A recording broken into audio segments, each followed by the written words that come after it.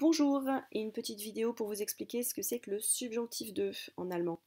Le subjonctif de, c'est ce qui correspond à notre français, à notre conditionnel français, donc l'expression de phrase hypothétique, également l'expression du souhait, je voudrais, j'aimerais avoir, donc des situations qui ne sont pas réelles mais qu'on imagine, qu'on voudrait. Donc voilà ce que ça exprime. En allemand, vous allez construire de la manière suivante. Ich würde nach Deutschland fahren, wenn mein Vater mich begleiten würde. J'irais en Allemagne si mon père m'accompagnait. Vous avez, comme vous pouvez le voir, un auxiliaire qui se trouve à la deuxième place. Cet auxiliaire est conjugué et il est accompagné d'un verbe à l'infinitif que l'on met à la fin. Vous pouvez constater que cette construction est la même que l'anglais I would go.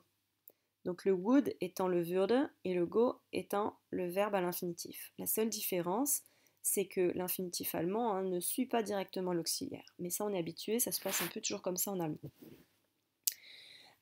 Ensuite, vous avez donc wenn mein Vater mich begleiten würde, c'est la subordonnée. La subordonnée, ça veut dire, donc on la repère déjà au fait qu'elle est toujours introduite par une virgule et par un petit mot comme ça qu'on appelle une conjonction de subordination. La subordonnée veut dire ce que je conjugue va à la fin. On le voit ici, le sujet c'est mein Vater mich begleiten würde. J'ai uniquement déplacé par rapport à la principale, j'ai uniquement déplacé ce qui se conjugue tout à la fin. Et donc le verbe à l'infinitif est juste devant, le précède, parce que dans une phrase indépendante, l'infinitif se trouve à la fin. Donc là, il est vraiment suivi de ce qui est conjugué. Voilà pour la construction. Si vous n'arrivez pas à retenir cette histoire de würde, donc d'auxiliaire avec le verbe accompagné à l'infinitif, il faut que vous voyez qu'en fait, contrairement au français, en français, vous avez une forme verbale unique, j'irai. Et les Allemands dissocient, donc ce ré, c'est ce qui correspond à ce würde en allemand ou à ce would anglais. Si mon père m'accompagnait, le français avec si utilise l'imparfait, alors que l'allemand va utiliser dans les deux cas la forme conditionnelle.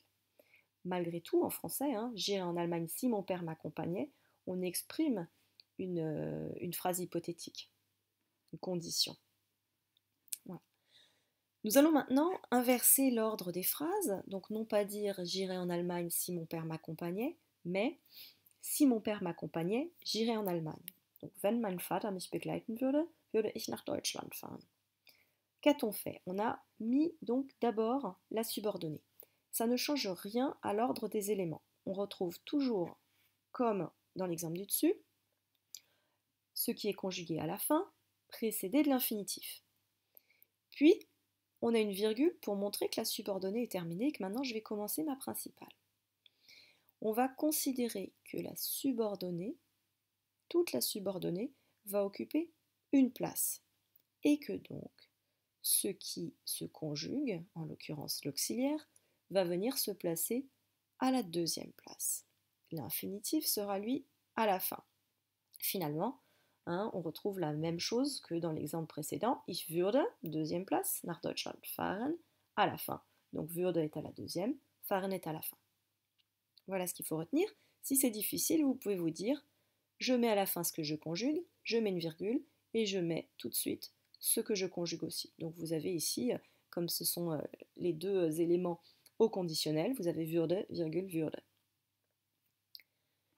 Pour certains verbes, cas particulier, il y en a peu, vous n'allez pas avoir une forme composée d'un auxiliaire et d'un infinitif. Vous allez avoir, pour le verbe être, une forme unique, donc serait en français. Donc vous n'allez pas avoir würde sein, mais wäre. Pour le verbe avoir, vous n'allez pas avoir würde haben, mais hätte. Pareil pour les verbes de modalité. Können, dürfen, sollen, müssen, mögen, wollen. Ça va nous donner könnte, dürfte, sollte. Attention, c'est le seul qui n'a pas d'umlaut. Müsste, möchte et wollte. Oui, pardon, celui-là aussi. Il s'emploie très très peu, c'est pour ça que je l'ai mis entre parenthèses, vous pouvez même limite le laisser de côté. Également quelques autres verbes du type kommen. Würde kommen existe et est correct, mais on va lui préférer dans le langage courant des Allemands, käme. Gäbe à la place de würde geben, par exemple. Il y en a quelques autres, hein, mais on les rencontre au fur et à mesure qu'on lit des textes ou qu'on les entend. Exemple. Je serais heureux ou heureuse si j'avais une maison. Ich wäre glücklich et pas ich würde glücklich sein. Wenn ich ein Haus hätte et pas wenn ich ein Haus haben würde. Encore une fois, ces formes sont possibles, mais elles sont pas jolies. Wenn ich ein Haus hätte, donc ce que je conjugue est à la fin, en l'occurrence c'est le verbe, virgule, je commence ma principale, wäre tout de suite, donc verbe, virgule, verbe. Wenn ich einen Garten hätte, dann, oui, de la même manière, on peut mettre dessus. C'est très courant de mettre un dann, mais ça ne change rien, qu'il soit là ou qu'il soit pas là. En fait, on va construire comme ça. Donc, soit, wenn ich einen Garten hätte, dann könnte ich jeden Sonntag grillen, ou wenn ich einen Garten hätte, könnte ich jeden Sonntag grillen. En fait, c'est un peu comme s'il était fantôme. Donc, je pourrais faire un barbecue tous les dimanches.